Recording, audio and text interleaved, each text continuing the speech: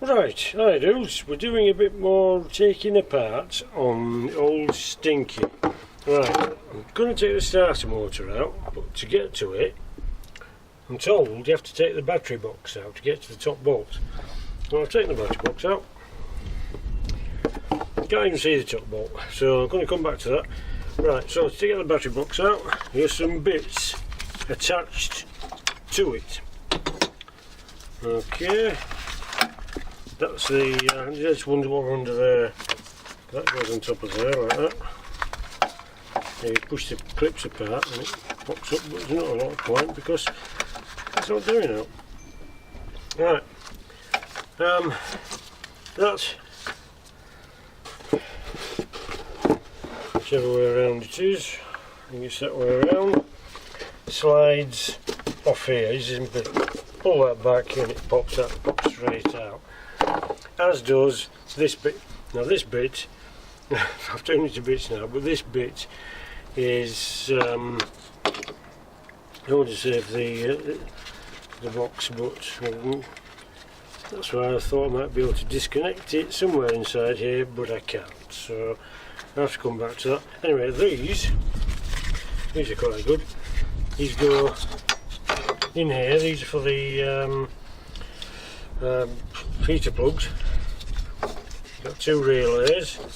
Now these simply slide up and they click.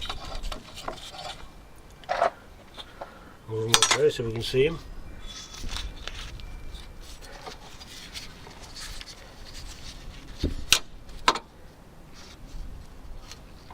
Right.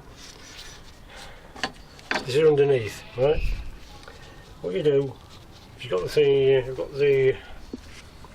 got that in there, that comes out from underneath, and to do that, you push these tabs back. One there, and one there, push out. Okay, so they then come out. Those, obviously the caps, so that's out. I wanted to save the entire box, but I'm not sure how I'm going to be able to do that. So anyway, I'll come back to that. Right, then there's this bit. This bit, that goes to the power feed for everything, and this one goes to the starter motor, which disappears down there. I'm going to have to get to it from underneath. I thought I could get to it from underneath anyway, so we're going to have to come back to that and get the thing jacked up. Right, so the battery box itself,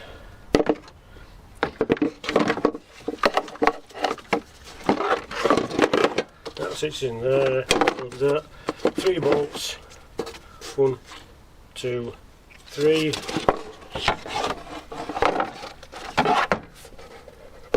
Comes out, that's still attached. Obviously, I've got to disconnect the battery, oddly enough. So that's irrelevant. And then that bit, you don't have to take it apart if you're just taking it off, but I was hoping to save it. Might just have to cut the wires. I don't want to have to do that. If I can find a way around it, I don't think I can. Anyway, these are the 2 relays that you take out. We've got a brown one and a black one. And the different colours, yeah. And this bit, of course, is the bit that goes on top of the battery. Across there. And your relays are fastened up this side. And we know that it's come out, so it's not like what it's done me. Right, so next job. Oh yeah, I took the turbo off. Yes, turbos, that's the thing. Right. Right, you've got 2 nuts on the top, 2 bolts underneath. Those are 11, the bolts are 10, these are 10.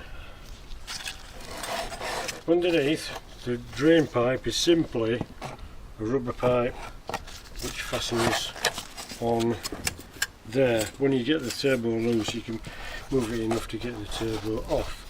Right, I took the pipe off as well. Rather surprised to find that this end was loose. That might explain the oil leak. Now that's bad. There's a lot of pressure goes through there, it frees the turbo. Now that, guess what? It's raining. So this is where the story ends. But that, down there, the round pipe, you can see that's the drain back in, and the banjo feed, which is getting wet, which is one of those bolts. It's a 10 mil. Right, okay, come back in a bit. Well, hello, we are back again. It stopped raining. Yeah, well, it actually stopped raining yesterday, but right, we're back on the starter motor. That's where we got to before. If you want to get this plate out with this bit attached, and it's bolted here, poking vigorously, here and there. Then this plate comes out. I don't think it'll make much difference to the starter motor though, because the starter motor is down there. Yeah, trust me. Right, have some sockets and let's go downstairs. Okay, well, thanks for joining me under a car for a change. Well, there's not a lot of room for a human meat camera, but there we go. There it is. Okay. And so I'll do those connections first. Those wiring connections. I can see one bolt and about here. After that it gets a bit sketchy, so I'll take that one out, see what happens. Okie doke. Right, we're back up top again. We've got the one bolt out, which is that one. Quite a lengthy one. I've got the nut off the wiring, and now we need to have a look at this plate. So I'm going to pull this out. Those 3 bolts, and then all this can come out. I'm saving this anyway, so I might as well whip that out now. Okay, 3 rusty bolts later, and we have this. So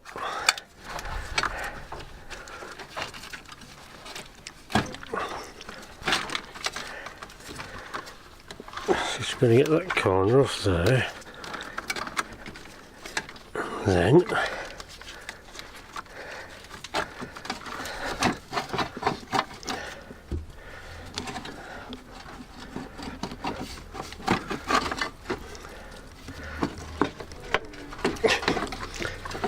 course it might be an idea to take the ECU out first.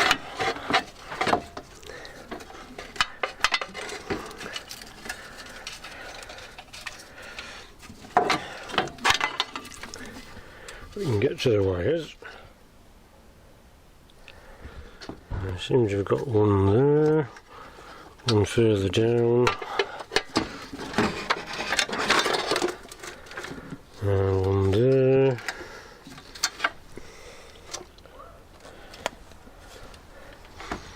Okay, well, I'll just pop them off. Okay, we've got one nut off there, one off there, and the bolt out of there. Beware the captive nuts. However, this one down here, well, I've got a head on it, so I'm assuming it's some kind of safety device, so you can't pinch the ECU, which is marvellous. However, to undo the plugs,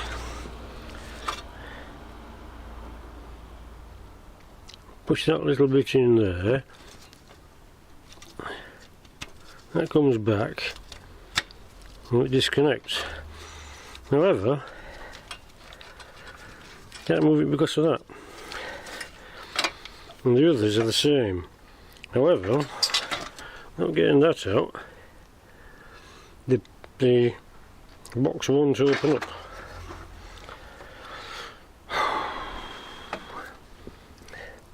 Which is really annoying. Oh, I'm sorry, you can't go back in there.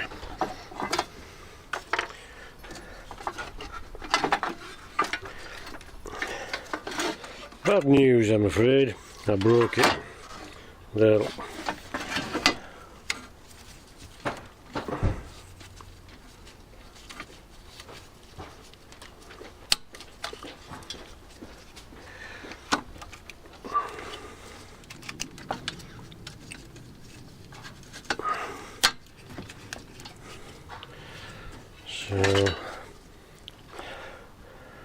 So there we go. So I'm not sure why Ford would want to fasten that in. I mean, who the hell pinches ECUs from Ford Fusions? Come on, people, get a grip. Have a bit of professional pride. Right. So that's all that's out. And now we need to get in and find the top bolts for the starter motor. Right, so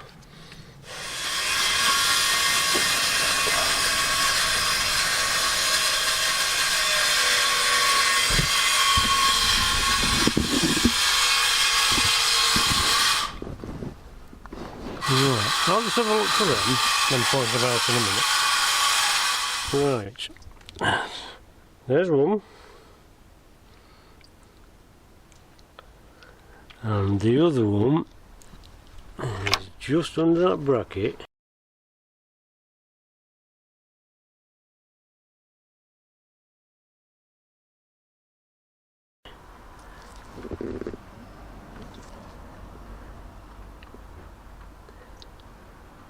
There.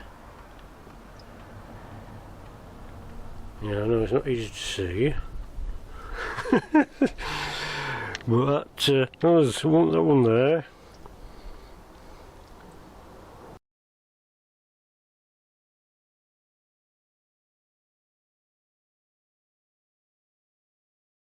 I'm not sure if you can see that anyway.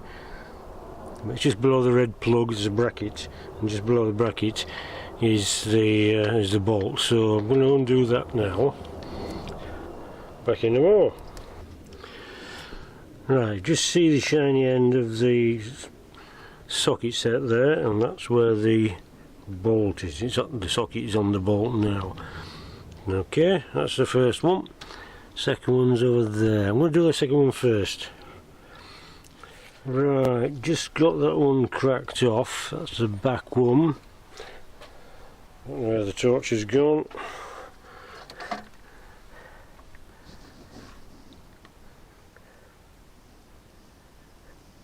You can barely see it, it's the other end there, look. Right, so we've got that cracked off, and now I'll go to the first one. I've had to use my little one, my little Halford socket set, because it was just too big. Problem is, there's a bracket on top of the bolt, and it's got a little plastic plug in it, and it's making things awkward. I've taken the bolt off that, but there's a plastic clip of sorts, and it's hoping I'll be able to see it properly when it drops down. You're supposed to do the top bolts first, the bottom bolts second, so it doesn't fall in your face. But yeah, right, I'll crack on with that. Right, well, happy to find that the pipes collection down here was fastened together with one of these.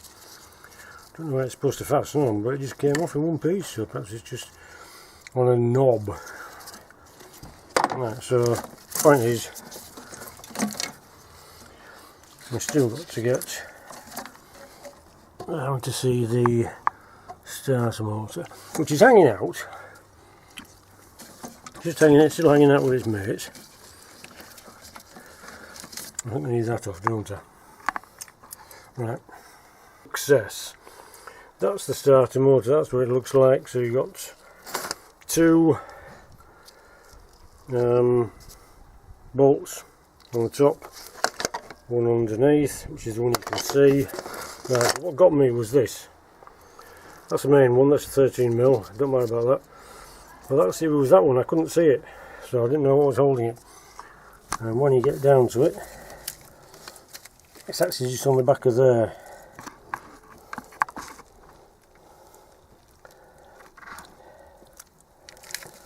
And this whole plastic housing, now that's bent because I tried to rev it off. Well, it's not strong enough, oddly enough. But that's what the whole plastic thing looks like. It just should slide backwards. It's fastened to the cable. It comes from the battery and it goes somewhere else. Probably the alternator. And just kind of joins in.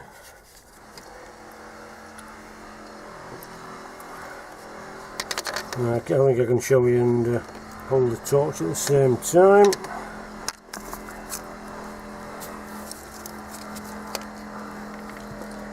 Well, that's it, that's what it looks like. So when that's on top of the starter motor like that, you just go in. I can't even see it, so how can you see what you can't unscrew? Or how can you unscrew what you can't see, I should even say. So anyway, that's what that looks like. It starts to, that warms up. It's even more confusing. There should be a wire on it, but I cut it off. I thought it might be just a spade connector. No, it isn't. Right, so, and that's the little sod that's been causing all the bother.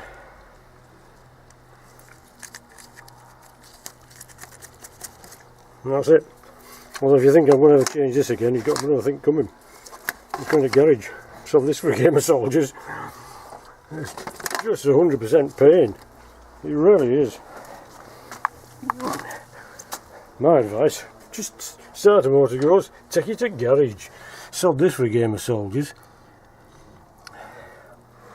Ah, before I forget, the EGR bolts are 8mm, and the starter motor bolts are all three of them are 10mm, including the little one at the back. Including that, but this one's 13. So 13, 10, and these three are 10s as well. Okay?